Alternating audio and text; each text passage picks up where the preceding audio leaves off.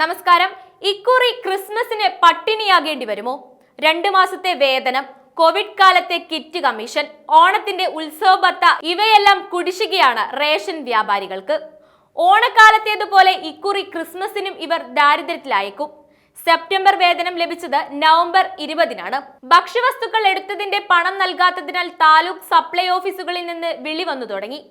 തുക അടച്ചില്ലെങ്കിൽ കട സസ്പെൻഡ് ചെയ്യുമെന്ന മുന്നറിയിപ്പ് ലഭിച്ചവരേറെ.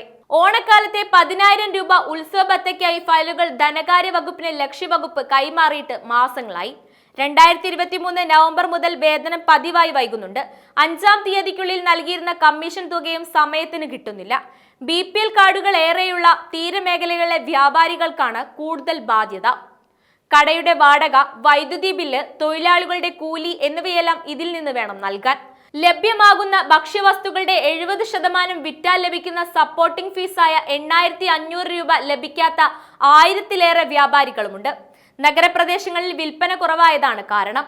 വ്യാപാരികൾക്ക് 12,000 മുതൽ 50,000 വരെ രൂപയാണ് വേതനം. 1 മാസത്തേക്ക് നൽകാൻ 26 കോടി വേണം. 2 മാസത്തെ തുകയായ 52 കോടി കുടിശ്ശികയാണ് കോവിഡ് കാലത്തെ റേഷൻ കടകൾ മുഖേന 10 മാസം വിതരണം ചെയ്ത കിറ്റ് കമ്മീഷനായി 48 കോടി നൽകാനുണ്ട്.